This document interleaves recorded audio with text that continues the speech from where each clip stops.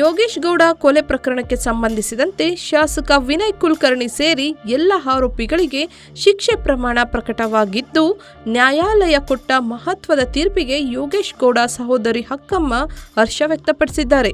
ಮಾಧ್ಯಮಗಳೊಂದಿಗೆ ಮಾತನಾಡಿದ ಅವರು, ಇಂದು ಗೆಲುವಿನ ದಿನ. 10 ವರ್ಷದಿಂದ ನಾವು ಯೋಗೇಶ್ ಗೌಡ ಕೊಲೆ ಪ್ರಕರಣದಿಂದ ನೊಂದಿದ್ದೇವೆ. ವಿನಯ್ ಕುಲಕರ್ಣಿ ದುಡ್ಡು ಕೊಟ್ಟು ಇದನ್ನು ಮಾಡಿಸಿದ್ದು. ದುಡ್ಡಿಗಾಗಿ ಯಾರು ಕೂಡ ಈ ರೀತಿ ಮಾಡದಿರಲಿ. ಸುಪಾರಿ ಕೊಟ್ಟು ಕೊಲೆ ಮಾಡಿಸಿದ್ದರು. ಕೋರ್ಟ್ ಕಾನೂನು ಇದೆ. ಇದು ಒಂದು ಪಾಠ. ಇವತ್ತು ಜೀವಾವಧಿ ಶಿಕ್ಷೆ ಆಗಿದ್ದಕ್ಕೆ ಸಂತೋಷ ಆಗಿದೆ. ನನ್ನ ಸಹೋದರನ ಕೊಲೆಗಾರರಿಗೆ ಶಿಕ್ಷೆ ಆಗಲಿ ಎಂದು ಕೇಳಿಕೊಂಡಿದ್ದೆವು. ಅದೇ ರೀತಿ ಆಗಿದೆ. ನನ್ನ ತಾಯಿಯ ಆತ್ಮಕ್ಕೆ ಶಾಂತಿ ಸಿಕ್ಕಿದೆ. ನನ್ನ ತಾಯಿ ಕೊಲೆಗಾರರಿಗೆ ಶಿಕ್ಷೆ ಆಗಲಿ ಎಂದು ಹೇಳಿದ್ದಳು. ಆಕೆ ಇವತ್ತು ಇಲ್ಲ. ಆಕೆಯ ಆತ್ಮಕ್ಕೆ ಶಾಂತಿ ಸಿಕ್ಕಿದೆ ಎಂದು ಹರ್ಷ ವ್ಯಕ್ತಪಡಿಸಿದ್ದಾರೆ. ಇನ್ನು ಈ ಪ್ರಕರಣದಲ್ಲಿ ಕಾನೂನು ಹೋರಾಟ ನಡೆಸಿದ ಬಸವರಾಜ್ ಕೊರವನ್ ಮಾತನಾಡಿ, ಇದೊಂದು ಐತಿಹಾಸಿಕ ತೀರ್ಮಾನ ಬಂದಿದೆ. ಆರೋಪಿಗಳಿಗೆ ಶಿಕ್ಷೆಯಾಗಿದೆ. ನ್ಯಾಯಾಲಯದಿಂದ ಯೋಗೇಶ್ ಗೌಡ ಕುಟುಂಬಕ್ಕೆ ನ್ಯಾಯ ಸಿಕ್ಕಿದೆ. ಇಂತಹ ಪ್ರಕರಣ ಮುಂದೆಯೂ ನಡೆಯಲ್ಲ. ಹಿಂದೆ ಕೂಡ ನಡೆದಿಲ್ಲ. ಯಡಿಯೂರಪ್ಪ ಅವರು ಆಗ ಹೇಳಿದಂತೆ ನಡೆದುಕೊಂಡರು. ಸಿಬಿಐ ಅಧಿಕಾರಿ ಬಹಳ ಚೆನ್ನಾಗಿ ಇದನ್ನ ತನಿಖೆ ಮಾಡಿದ್ದಾರೆ. ಇದು ರಾಜಕೀಯ ಉದ್ದೇಶದ ಕೊಲೆ. ವಿನಯ್ ಕುಲಕರ್ಣಿ ಅವರ ಪಾತ್ರ ಇಲ್ಲದೆ ಇದ್ದರೆ ಯಾಕೆ ತನಿಖೆ ಮಾಡಲು ಹೇಳಲಿಲ್ಲ? ನಾನು ತಪ್ಪು ಮಾಡಿದ್ದೇನೆ ಎಂದು ಹೇಳಲು ಎದೆಗಾರಿಕೆ ಬೇಕು. ವಿನಯ್ ಕುಲಕರ್ಣಿ ಅವರಿಗೆ ಎದೆಗಾರಿಕೆ ಇಲ್ಲ. ಆರಂಭದಲ್ಲಿ ಚಾರ್ಜ್ ಶೀಟ್ನಲ್ಲಿ ಲೋಪ ಇತ್ತು. ಅದಕ್ಕೆ ಹೋರಾಟ ಮಾಡಿದ್ದೆವು. ಚನ್ನಕೇಶವ ಅವರಿಗೆ ಮಾತ್ರ 7 ವರ್ಷ ಶಿಕ್ಷೆಯಾಗಿದೆ. ಉಳಿದವರಿಗೆ ಜೀವಾವಧಿ ಆಗಿದೆ. ಯೋಗೇಶ್ ಗೌಡ ಕುಟುಂಬಕ್ಕೆ ಪರಿಹಾರ ನೀಡಿದ್ದಾರೆ ಅಂತ ನ್ಯಾಯಾಲಯ ನೀಡಿದ ತೀರ್ಪು ಸತ್ಯಕ್ಕೆ ಜಯ ಅಂತ ತಿಳಿಸಿದ್ರು. ನಾವು ಭಾಳ ಖುಷಿ ಆಗೈತಿ. ಇವತ್ತು ನಮ್ಗೆ ಗೆಲುವು ಸಿಕ್ಕಿದ್ದಕ್ಕೆ ನಾವು ಹೋರಾಟಗಾರ ಆದರೆ ಬಸವ ಕೊರವರಾಜೆ, ಆಮೇಲೆ ನಾವು ಸಿಬಿಎಸ್ವರಿಗೆ, ಆಮೇಲೆ ವಕೀಲರಿಗೆ, ನಾವು ಎಲ್ಲರಿಗೂ ನಾವು ಇವತ್ತು ಧನ್ಯವಾದವನ್ನು ನಾವು ಹೇಳ್ತೇವೆ ಅಂತೇಳಿ ಇದು ಮಾಡ್ತೇವೆ ರೀ. ಆದರೆ ನಮ್ಗೆ 10 ವರ್ಷದಿಂದ ಇದಾಗಬೇಕೈತೆ. 10 ವರ್ಷ ಹೋರಾಟ ಮಾಡಿದ್ರು ನಮ್ಗೆ ಈಗ ಗೆಲುವು ಸಿಕ್ಕೈತಿ. ಆದರೆ ಯಾವಾಗ ಒಂದು ನಡಕ ಸಿಗಬೇಕಾಗಿತ್ತು. ನಮ್ಮ ಜೀವ ಬೆದರಿಕೆ, ನಮ್ಮ ಫ್ಯಾಮಿಲಿಯವ್ರಿಗೆ ಎಲ್ಲರಿಗೆ ಜೀವ ಬೆದರಿಕೆ ಕೊಟ್ಟರು. ಗುರುನಾಥ್ ಗೌಡ್ರು ಕಡಿಬೇಕಂತೇಳಿ ಮಾಡಿದ್ರು. ಗುರುನಾಥ್ ಗೌಡ್ರಿಗೆ ಎಲ್ಲ ಧಮಕಿ ಹಾಕಿದ್ರು. ಅದಕ್ಕೆ ಯಾವುದಕ್ಕೂ ಬಗ್ಗೆಲಂಗೆ ಎದರ್ಲಂಗೆ ಇದು ಕೇಸ್ ಸ್ಟಾರ್ಟ್ ಮಾಡಿದ್ರು. ನಮ್ಮ ತಾಯಿ ಅಪೀಲ್ ಮಾಡಿದ್ರು. ನಮ್ಮ ತಾಯಿ ತೀರ್ಪು ಕೂಡಲೇ ಗುರುನಾಥ್ ಗೌಡ್ರು ಅದು ಕಂಟಿನ್ಯೂ ಮಾಡಿದ್ರು. ಹೋರಾಟಗಾರರು ಬಸವರಾಜ ಇವರೆಲ್ಲರೂ ಕೂಡಿ ನಮ್ಗೆ ಹೋರಾಟ ಮಾಡಿದ್ದಕ್ಕೆ ನಮ್ಗೆ 10 ವರ್ಷದ ನಂತರ ನಮ್ಗೆ ಇವತ್ತು ಗೆಲುವು ಸಿಕ್ಕತ್ತೆ ಅಂತ ಖುಷಿ ಪಟ್ಟೇರಿ. ಇವತ್ತು ಏನು ಇದೇ ಒಂದು ನಮ್ಗೆ ಸಂತೋಷ ಆಗಿತ್ತು ಅಂತ ನಾನು ಕೇಳ್ಕೊಳ್ತೀನಿ. ಗೊತ್ತಿಲ್ಲ ಸರ್, ನಿನ್ನೆ ಕೋರ್ಟ್ ನಲ್ಲಿ ಇದು ರಾಜಕೀಯ ಷಡ್ಯಂತ್ರ ಅಂತ ಹೇಳ್ತಾ ಇದ್ರು. ಇದು ರಾಜಕೀಯ ಷಡ್ಯಂತ್ರ ಆಗಿತ್ತು ಅಂತ ಹೇಳಿದ್ರೆ ಸಿಬಿಐ ತನಿಖೆಯಲ್ಲಿ ಹೊರ ಬರ್ತಿತ್ತು. ಇದು ರಾಜಕೀಯ ಲಾಭಕ್ಕಾಗಿ ನಡೆದಿರುವಂತಹ ಕೊಲೆ. ಯೋಗೇಶ್ ಗೌಡ ನನ್ನ ಮುಂದೆ ಎಲ್ಲಿ ಬೆಳಿತಾನೋ ಅಂತ ಹೇಳಿ ತಮ್ಮ ರಾಜಕೀಯ ಲಾಭಕ್ಕಾಗಿ ನಡೆದಂತಹ ಕೊಲೆ. ಹಾಗಾಗಿ ಇದರಲ್ಲಿ ಯಾವ ರಾಜಕೀಯ ಷಡ್ಯಂತ್ರ ಇಲ್ಲ. ಇದರನ್ನ ಸಮೀಪದಿಂದ ನಾವು ಹೋರಾಟ ಮಾಡಿದ್ರಿಂದ ಇದೆಲ್ಲ ಸುಳ್ಳು ಆರೋಪಗಳಿವೆಲ್ಲ. ಸೊ ಮತ್ತೆ ಇಂತಹ ಒಂದು ಪ್ರಕರಣಗಳಲ್ಲಿ ಒಬ್ಬ ಜಿಲ್ಲಾ ಉಸ್ತುವಾರಿ ಸಚಿವರಾಗಿ ಅವತ್ತೇ ಅವರ ಪಾತ್ರ ಇಲ್ಲದೆ ಹೋಗಿದ್ರೆ ಅವತ್ತೇ ಅವರು ಇದನ್ನ ನಾವು ತನಿಖೆಗೆ ಒಳಪಡಿಸ್ತೀವಿ, ಉನ್ನತ ಮಟ್ಟದ ತನಿಖೆ ಮಾಡ್ತೀವಿ ಅಂತ ಹೇಳ್ಬೋದಿತ್ತಲ್ಲ. ಅವತ್ತೇ ಅವಾಯ್ಡ್ ಮಾಡ್ಕೊತ ಹೋದ್ರು. ತಾವು ಸಿಕ್ಕಾಕೊಂಡ ಮೇಲೆ ಸುಮ್ಮನೆ ಯಾರದ್ರ ಮೇಲೆ ಒಂದು ಆರೋಪ ಮಾಡೋದು. ನೋಡ್ರಿ, ಎದೆಗಾರಿಕೆ ಬೇಕು. ನಾನು ತಪ್ಪು ಮಾಡಿದ್ರೆ ನಾನು ತಪ್ಪು ಮಾಡಿದ್ದೀನಿ ಅಂತ ಹೇಳೋ ಎದೆಗಾರಿಕೆ ಬೇಕು.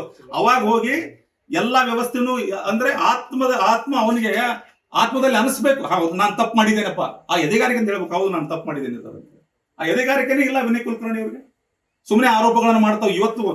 ಇವತ್ತು ಶಿಕ್ಷೆ ಪ್ರಕಟ ಆದ್ಮೇಲೆ ಆರೋಪ ಮಾಡ್ಕೋತ ಹೋದ್ರೆ ಸೊ ಅದು ಸುಳ್ಳು ಆರೋಪಗಳನ್ನು ಮಾಡ್ತಾ ಹೋಗ್ತಾರೆ. ಇವೆಲ್ಲ ಇರೋ ಸರ್ ಆರೋಪಗಳು, ಪ್ರತ್ಯಾರೋಪಗಳು ಇರೋ. ಅದ್ರ ಬಗ್ಗೆ ಬಹಳ ತಲೆ ಕೆಡಿಸ್ಕೊಳ್ತಾರೆ. ಆರೋಪಿ ಮಾಫಿ ಸಾಕ್ಷಿ ಆಗಿದ್ದಕ್ಕೆ ಬಲ ಬಂತ ಕೇಸಿಗೆ. ಇಲ್ಲಿ ನೋಡಿ, ಈ ಪ್ರಕರಣದಲ್ಲಿ ಸಾಕಷ್ಟು ಸಾಕ್ಷ್ಯಾಧಾರಗಳಿದಾವೆ. ಈ ಪ್ರಕರಣದಲ್ಲಿ ಚಾರ್ಜ್ ಶೀಟ್ ಅನ್ನು ತಾವು ಓದಿ ನೋಡಿದ್ರೆ ಸಾಕಷ್ಟು ಸಾಕ್ಷ್ಯಾಧಾರಗಳದಾವೆ. ಈ ಪ್ರಕರಣದಲ್ಲಿ A1 ಆರೋಪಿ ಮಾಫಿ ಸಾಕ್ಷಿಯಾಗಿದ್ದರಿಂದ ಬಲ ಬಂತು, ಅದರಲ್ಲಿ 2 ಮಾತಿಲ್ಲ. ಅದಲ್ಲದೆ ಐ ವಿಟ್ನೆಸ್ಗಳು 164 ಸ್ಟೇಟ್ಮೆಂಟ್ ಅನ್ನ ಕೊಟ್ಟು 165 and 164(5) ಸ್ಟೇಟ್ಮೆಂಟ್ ಅನ್ನ ಕೊಟ್ಟು ಮುಂದೆ ಕೋರ್ಟ್ ಒಳಗಡೆ ಬಂದು ಹಾಸ್ಟೆಲ್ ಆದ್ಮೇಲೆ ಅವರು ಆ ಜಾಗದಲ್ಲಿ ಇದ್ರು ಅನ್ನೋದಕ್ಕೆ ಸಿಸಿಟಿವಿಯಲ್ಲಿ ರುಜುವಾತಾಗಿದೆ. ಸಿಸಿಟಿವಿ ಒಂದು ಸೈಲೆಂಟ್ ವಿಟ್ನೆಸ್ ಆಗಿದ್ದರಿಂದ ಇವತ್ತು ಮಾನ್ಯ ನ್ಯಾಯಾಲಯ ಅದನ್ನು ಪರಿಗಣಿಸಿ ಕೊಟ್ಟಿರಬಹುದು ಅಂತ ಅನ್ಸ್ಕೋತೇನೆ. ಯಾಕಂದ್ರೆ ನಂತರ ಆದೇಶದ ಪ್ರತಿ ಇಲ್ಲ.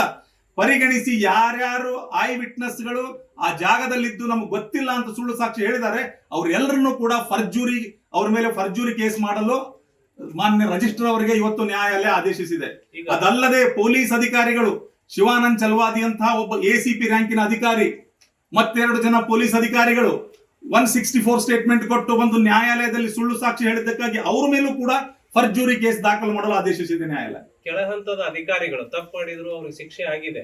ಹಾ. ಆದ್ರೆ ಮೇಲಾಧಿಕಾರಿಗಳ ಪ್ರೆಸರ್ ನಿಂದ ಮಾಡಿರ್ತಾರಲ್ಲ, ಇದರಲ್ಲಿ ಮೇಲಾಧಿಕಾರಿಗಳು ಏನಾರ ಬಚಾವ್ ಆದ್ರ? ಹಾಗೆ ನನ್ಗೆ ಅನಿಸ್ತಾ ಇಲ್ಲ. ಸಾಕ್ಷ್ಯಾಧಾರಗಳು ಯಾರ ಮೇಲೆ ಲಭ್ಯ ಆಗಿದಾವೋ ಅವ್ರನ್ನೆಲ್ಲರನ್ನು ಕೋರ್ಟಲ್ಲಿ ನಿಲ್ಲಿಸಿದ್ದಾರೆ.